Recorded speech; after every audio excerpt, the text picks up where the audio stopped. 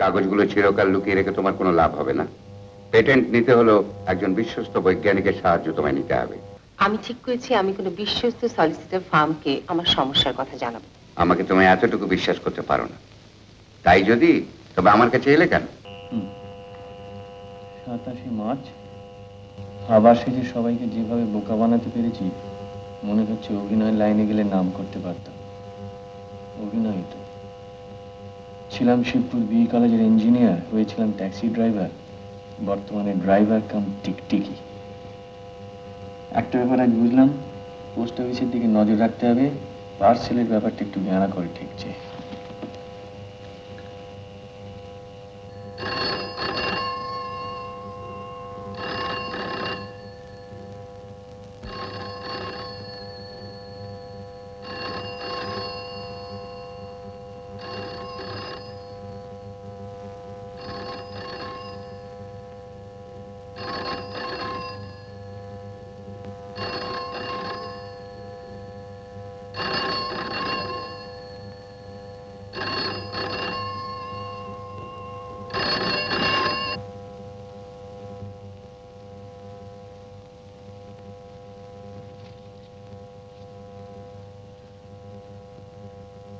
তুমি ওখানে কি করছো?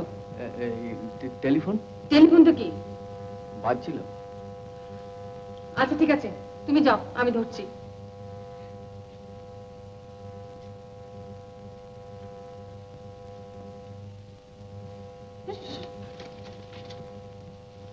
দাও, আমাকে দাও।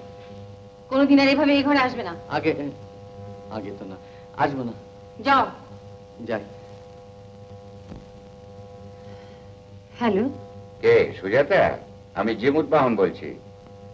মিস্টার আগরওয়াল কি কলকাতায় চলে গেছেন? হ্যাঁ উনি কালই চলে গেছেন। আচ্ছা সুজাতা, তোমরা রেলওয়ের এত বড় অর্ডারটা নিলে না কেন বলো তো? অত বড় অর্ডার নেবার মতো উপযুক্ত প্রোডাকশন আমরা এখনো চালু করতে পারিনি।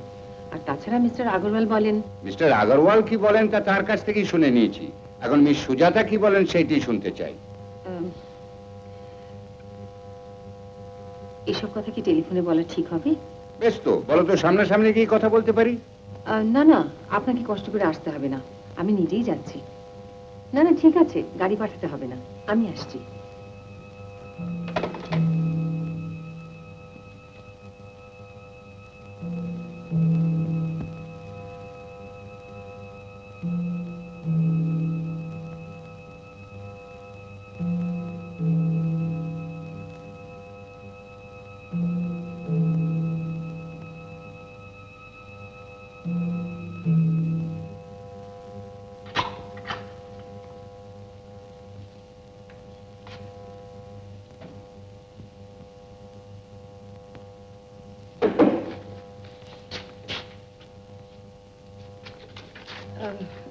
আমি একটু বেরোবো, গাড়িটা বের করো।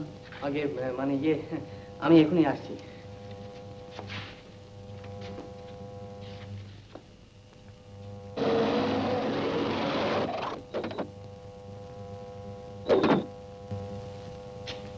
সুপ্রভাত সুজাতা দেবী, এত দেরি হলো যে আপনার?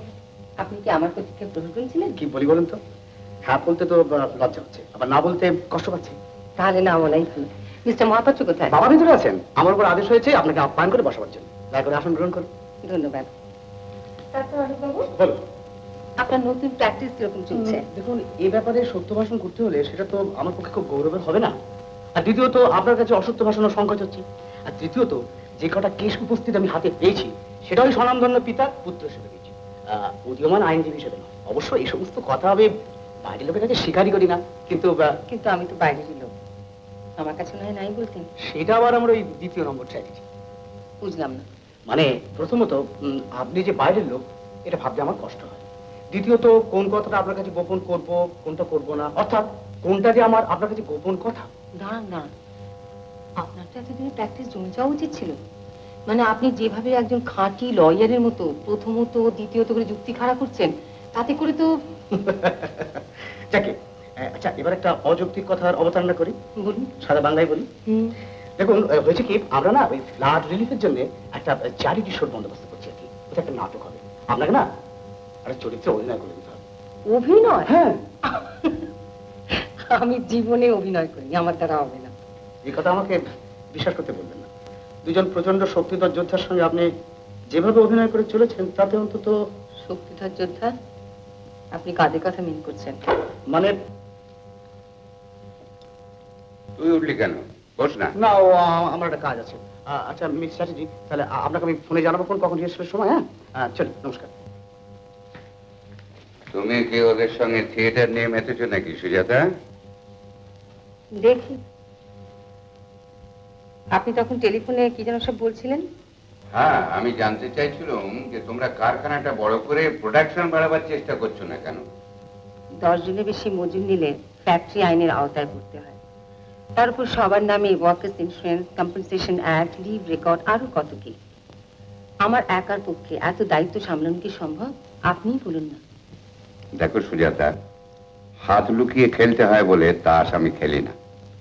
আমি তোমার সঙ্গে খোলাখুলি কথা বলতে চাই। আমিও তো রেখে রেখে আপনাকে কিছু বলছি না। বলছো বই, কেন পেটেন্ট দিচ্ছ না, কেন প্রোডাকশন বাড়ানো হচ্ছে না, কেনই বা কোম্পানি ফ্লোট করতে এত দেরি হচ্ছে, এর একটা জবাবও তুমি আমাকে দাও। এটা যদি একটা মামুলি ব্যাপার হতো আমি এর মধ্যে নাক গলাতে যেতাম না, কিন্তু তোমার বাবার এত বড় একটা যুগান্তকারী আবিষ্কার দেশবাসীর কোনো কাজে লাগবে না, অথবা তোমার অসহায়ত্বের সুযোগ নিয়ে কেউ তোমাকে বঞ্চিত করবে, এটা আমি মোটেই সহ্য করব না। আমি তো সেই জন্যই আপনার সাহায্য চাইছি। বেশ, তাহলে বলো তো, ডক্টর চ্যাটার্জির কাগজগুলো কি আগরওয়াল পেয়েছে? না। তাহলে সেগুলো তোমার কাছে আছে? হ্যাঁ। কোথায়? আপনি কি সত্যি এই প্রশ্নের জবাব চান?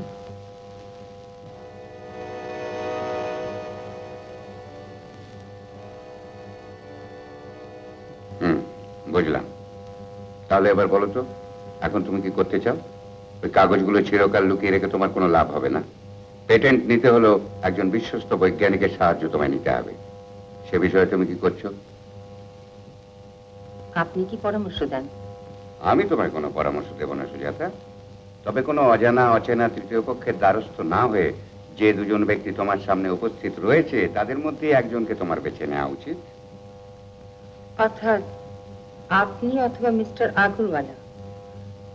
কিন্তু আমি যে তৃতীয় পক্ষের দ্বারস্থ হব বলে ঠিক করেছি। সে কি? কে সে? জানি না তো, তবে আপনি বা মিস্টার আগরওয়াল নন। আমি ঠিক করেছি আমি কোনো বিশ্বস্ত সলিসিটর ফার্মকে আমার সমস্যার কথা জানাবো। ও, এ তো খুব ভালো কথা। আমি তাহলে মিস্টার দত্ত ব্যারাটলকে খবর দিচ্ছি, মানে আমাদের অরূপ যার কাছে জুনিয়র হিসেবে কাজ শিখে, আমি খবর দিলেই উনি। আপনাকে আর কষ্ট করতে হবে না, আমি আমার নিজের সলিসিটর নিজেই খুঁজে নেব। বুঝতে পারছি, আমাকে তুমি এতটুকু বিশ্বাস করতে পারো না। তাই যদি, তবে আমার কাছে এলে কেন? আমি এসেছি আপনার কাছ থেকে একটা পরিচয়পত্র লিখে নেব বলে। পরিচয়পত্র? কার নামে? টু হুম ইট মে কনসার্ন বলে লিখে দিন। আমি ভাবছি আবার কলকাতা যাব, কিন্তু ভয় হচ্ছে কোনো নাম করা সলিসিটর ফার্ম আমাকে পাত্তাই দেবে না। বাবার এই আবিষ্কারের কথাটা হয়তো তারা আষাঢ়ে গল্প বলে উড়িয়ে দেবে। তাই ভাবছি আপনার একটা ইন্ট্রোডাকশন লেটার থাকলে। কিন্তু কোন স্বার্থে আমি তোমাকে পরিচয়পত্র লিখে দেবো তা তো বললে না।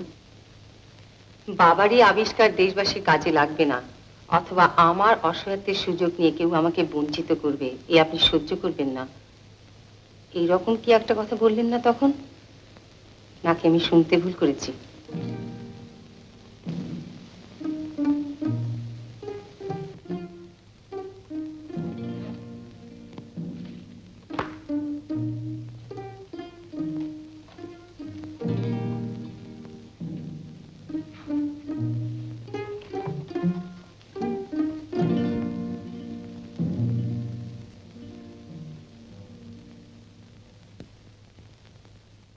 উত্তম কুমারের সেরা সিনেমা দেখতে হলে ডাউনলোড করুন ক্লিক অ্যাপ।